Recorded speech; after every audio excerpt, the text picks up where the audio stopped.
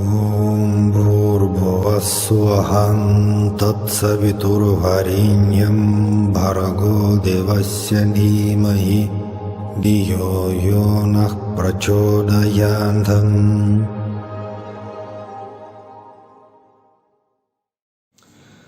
Salam all of you. While we continue stories about Sri Sathya Sai, our beloved Swami. So I continue my stories about Swami Maheshwarananda, a very special devotee, and some of you know about Swami Maheshwarananda pretty well. Let me remind that he is the author of very famous book. The title goes like Sathya Sai Baba and Nara Narayana Ashram. This is the story about a mysterious Himalayan cave ashram established by Sathya Sai Baba himself. I spent years and years in Puttaparthi, and for me it was a great privilege and experience, transformational experience to receive many interviews, to speak with Sathya Sai personally, and actually all my books, which are, by the way, in a free domain, so it's like free download as e-books, and normally we distribute it as prasadam also as well. So it means all my books actually based on my personal memories and experiences, and I sometimes emphasize that not only my personal communication with Sathya Sai was a great transformational experience for me, but to meet and to speak, to communicate with his great devotees was very important for me as well. And of course I mentioned number of names, including Ratan Lal, Advaita Vedanta Master, including Mr. Subbarao, great mystic and just great personality, Mr. Subbarao. I remember him pretty well. Of course, that's Sathya Sai Padananda, and of course that's Swami Maheshwarananda, about whom I'm going to speak in this video. That's not my first, because Swami Maheshwarananda is such a huge topic. Maheshwarananda, sorry, that's I just continue my stories about him. Well, I met him, Swami Maheshwarananda in the beginning of 90s, and it so happened that we became good friends. Though I was very young, he was very old. We discussed many questions, topics regarding Kriya Yoga meditation, Bija Mantra practice, and of course this Himalayan ashram, which is Guha Ashram. Basically, as Swami Maheshwarananda told me that he came to Puttaparthi for the first time, it was 1978. Since that time, more or less permanently, he was staying in Puttaparthi.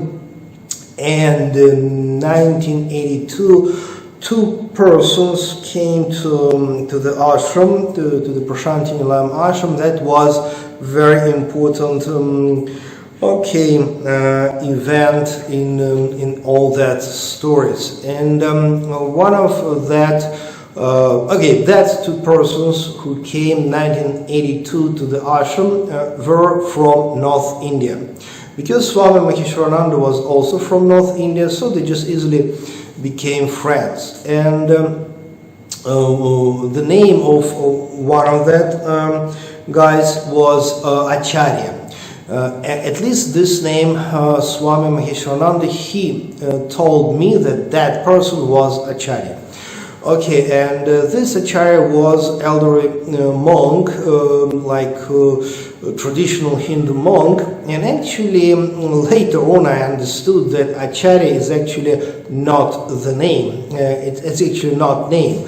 Acharya means teacher, master, if you wish, professor. Acharya is any monk who is respected as certain expert. People call him Acharya. So later on I understood that the name of this old monk was not really name, just Acharya is a kind of title. And the second guy who came to the ashram from the North Indian areas in 1982 was young young Indian gentleman, mathematician by education, and his name was Govinda. That's interesting that in his book, which is Sathya Sai Baba and Naranarayana Guha Ashram, Swami Maheshwarananda never mentioned that this person's name was Govinda. But to me personally, he told that this young man's name was Govinda. Okay, and when these two persons, okay, just remember 1982, okay, they came, old monk Acharya, okay, let us call him in such a way, and another young guy Govinda, who was just fresh graduated mathematician. Okay, and Sathya Sai paid attention to them and really spoke with them, met them, gave them, granted them interview almost every day. And that was very, very interesting. Well, and so what Sathya Sai told to this young man, okay, suppose his name was Govinda, at least this name I know. So Sathya Sai told to the young man that, come on, you must not get married, you must not work in your whatever office or company, you have to be initiated into traditional Hindu monkhood, sannyasa in Sanskrit, and come back to the ashram. Well, that was a very challenging situation, because according to the Indian tradition, and by the way that's pretty universal, if somebody wishes to be monk or nun, doesn't matter Hindu, Buddhist or Christian, first of all you have to go to your parents, to your family, to elders of your family and receive blessing from them, because it's not really proper just if you wish to become monk, whatever, Hindu, Buddhist, Christian, without the parents' blessing. Well, and this Govinda, he went back home to the North India, and he was scared to even to mention that he's not planning to get married, and he's planning to become a Hindu monk. Actually, he was Hindu, Govinda, but to become monk. But to his surprise, his family supported him, and he became traditional monk, and then he came back to put party with support from his family. Then he spent actually 1 year, something like that, or at least few months in put party practicing meditation. And then one nice day or morning, Sathya Sai called him to his room. And when this young monk, Govinda, he came to the room, interview room actually, then he saw 9 more individuals, maybe boys, were there.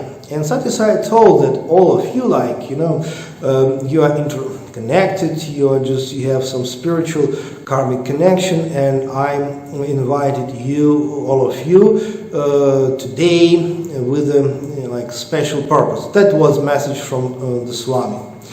Well, so Govinda plus 9 more people.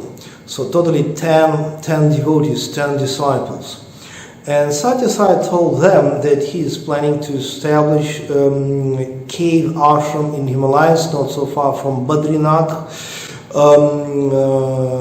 And he sent them with this task, with this blessing, just go to Himalayas, go to Badrinath and establish their cave ashram.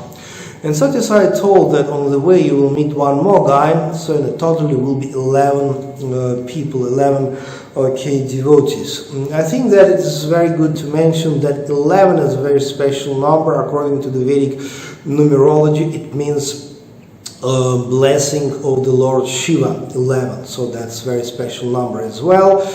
And so also I'm sure that most of you know pretty well what does it mean Badrinath, this the most sacred holy place in Himalayas and maybe even in India.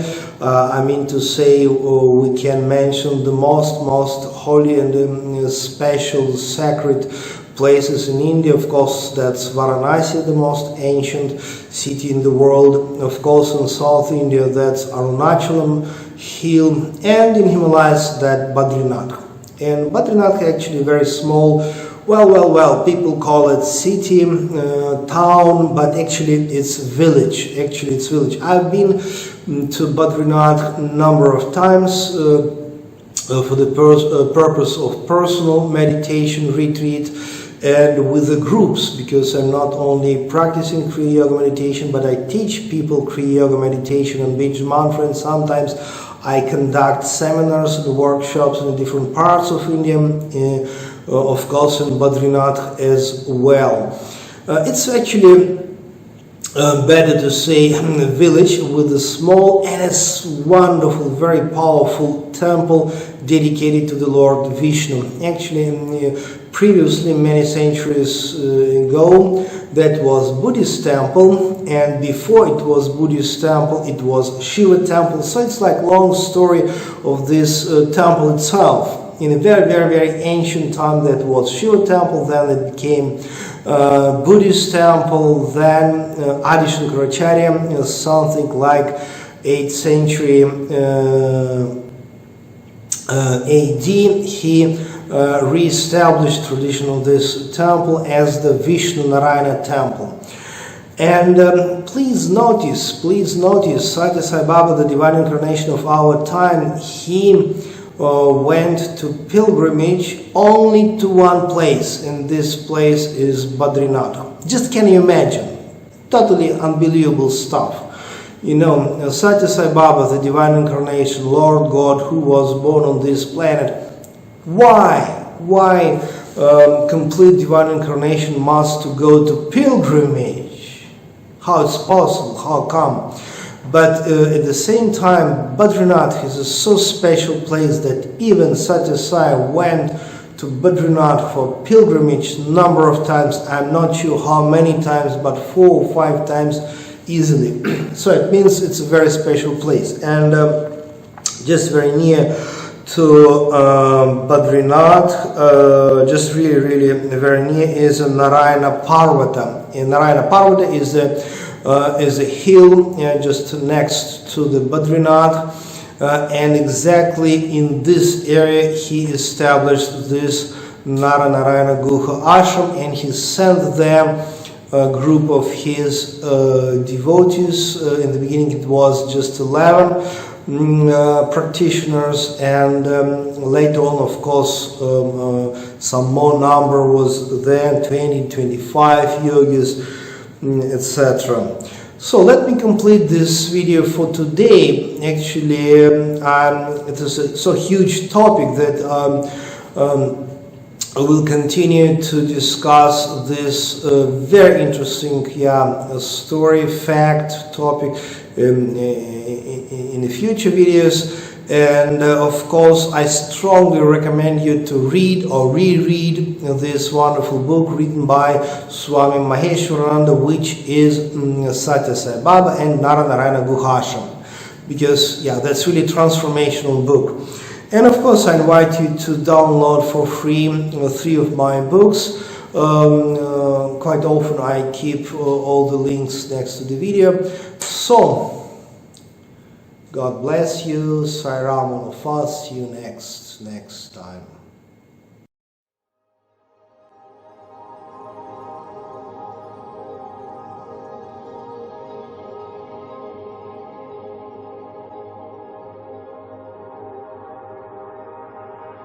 Om Bhurбhuvah Tatsaviturvarenyam Bhargo Devasya Dhimahi Dhiyo Yo Nah Prachodayantam